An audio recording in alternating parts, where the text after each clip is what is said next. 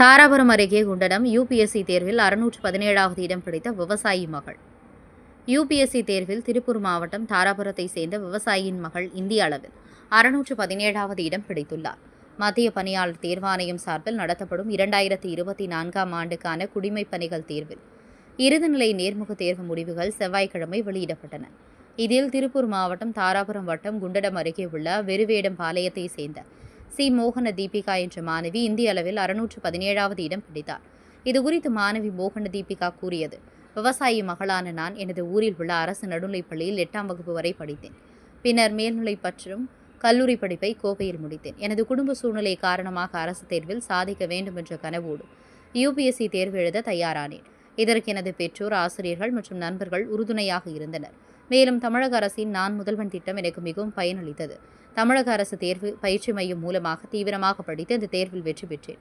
தமிழக அரசு சார்பில் சென்னையில் முதல்வர் மு.க.ஸ்டாலின் தலைமையில் சனிக்கிழமை நடைபெறவுள்ள பாராட்டு விழாவில் பங்கேற்க எனக்கு அழைப்பு விடுக்கப்பட்டது மிகவும் மகிழ்ச்சி அளிக்கிறது என்றார்.